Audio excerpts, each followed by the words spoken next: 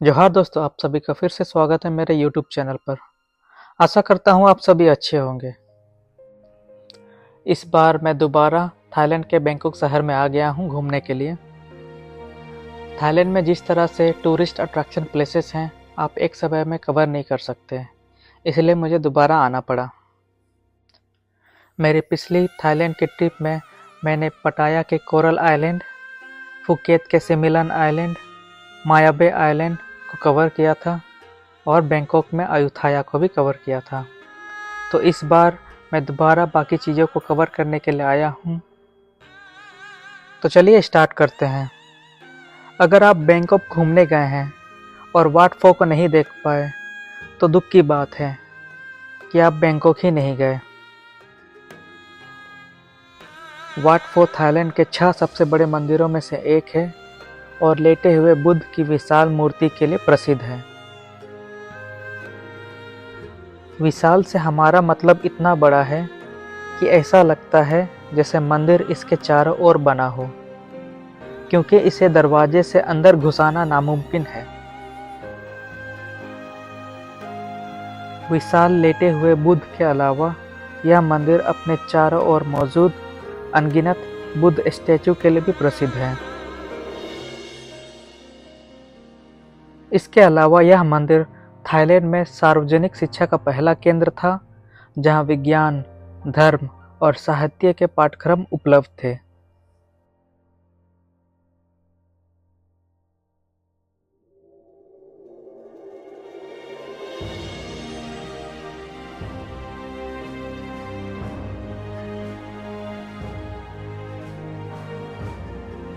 वाट फो grand palace और emerald Buddha के मंदिर के बहुत पास स्थित है, इसलिए वाट फो में अन्य मंदिरों की तुलना में ज़्यादा पर्यटक नहीं आते, जिससे यह कम भीड़-भाड़ वाला होता है,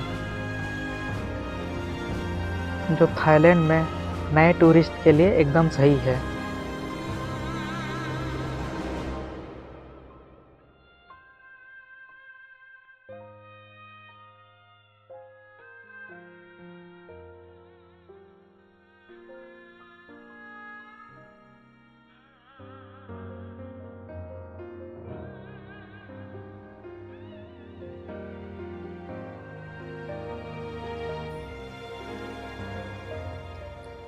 वाट फो परिसर की कई विशेषताएं इसे एक बेहतरीन टूरिस्ट अट्रैक्शन बनाती हैं। सबसे पहले, इस परिसर में 4 प्रेयर रूम हैं, जिनमें 394 गोल्ड से बनी हुई बुद्ध की प्रतिमाएं हैं। इसी वजह से वाट फो को सबसे ज़्यादा बुद्ध की प्रतिमाओं वाले मंदिरों का खिताब मिला।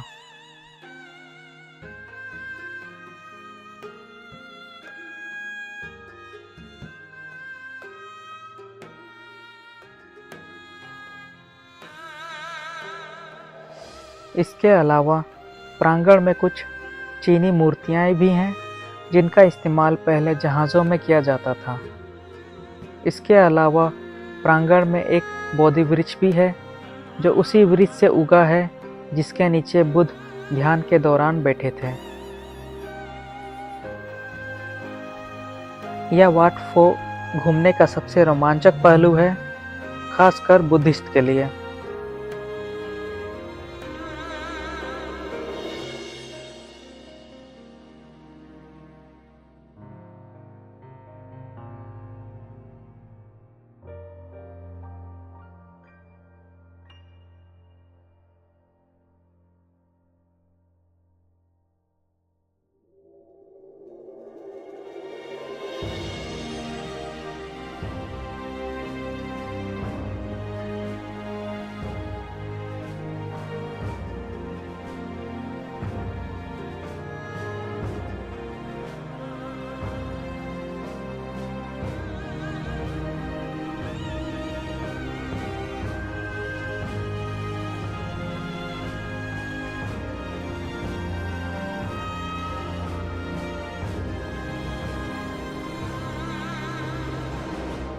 वाट फो में एक मसाज स्कूल भी है, जहाँ के छात्र थाई मसाज में निपुण हैं।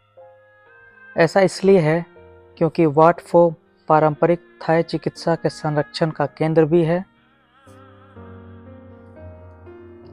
मंदिर में लंबी सैर के बाद आपको ये मसाज बहुत मददगार लगेंगी।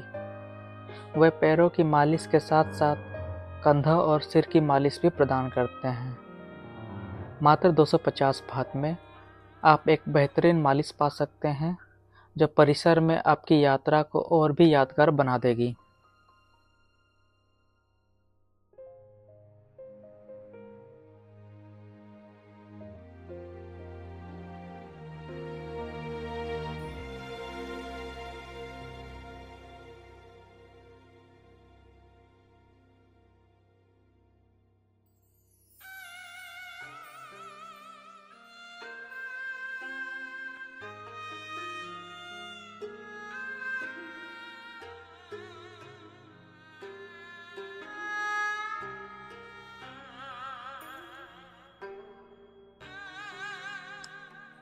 वाट फो पूरे बैंकॉक का सबसे पुराना मंदिर है। वास्तव में यह मंदिर बैंकॉक से भी पुराना है, क्योंकि यह 17वीं सेंचुरी में जब थाईलैंड अभी भी अयुथाया था तब अस्तित्व में था। राजा राम प्रथम ने बाद में मंदिर का विस्तार करवाया ताकि 1801 में अयुथाया से प्राप्त मूर्तियों को मंदिर में स्थापित किया जा सके। इसके बाद मंदिर का नाम वाट पोताराम से बदलकर वाट फो कर दिया गया। इसके अलावा थाईलैंड के पहले विश्वविद्यालय को शामिल करने के लिए मंदिर का फिर से विस्तार किया गया।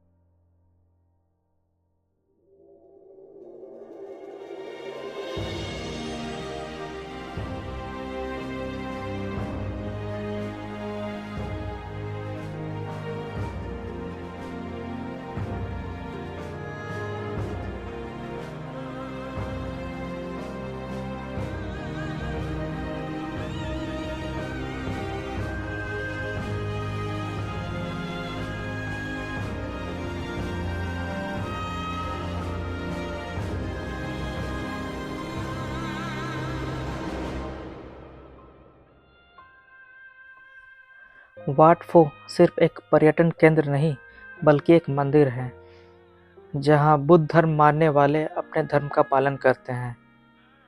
इसलिए मंदिर जाते समय पर्यटकों से कुछ बातों का ध्यान रखने की अपेक्षा की जाती है।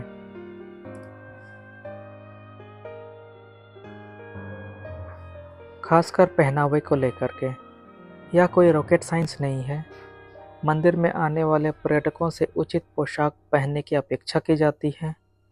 इसका मतलब है कि आपको ऐसे कपड़े नहीं पहनने चाहिए जो आपके कंधों और घुटने से ऊपर तक खुले हों। आमतौर पर वाट फो में क्या पहनना है यह तय करते समय सोचिए कि क्या यह मंदिर में प्रार्थना करने के लिए पर्याप्त सभ्य है।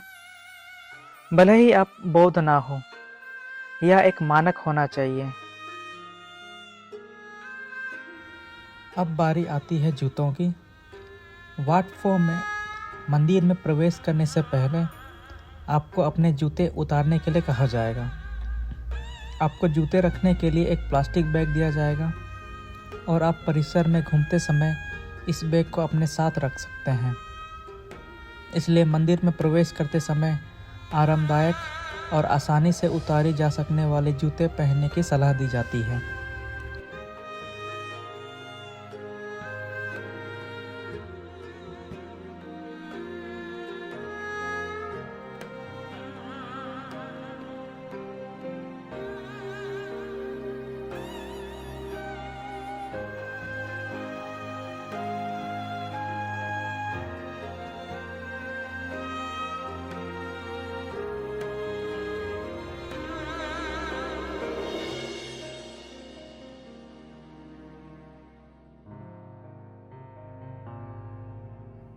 वाट फो परिसर में एंटर करने के लिए आपको 300 बात पे करने रहते हैं और यह प्रतिदिन सुबह 8 बजे से शाम के 5 बजे तक खुला रहता है। इसके अलावा आपको पानी की एक बोतल मुफ्त मिलेगी, जिसकी आपको रास्ते में ज़रूरत पड़ेगी।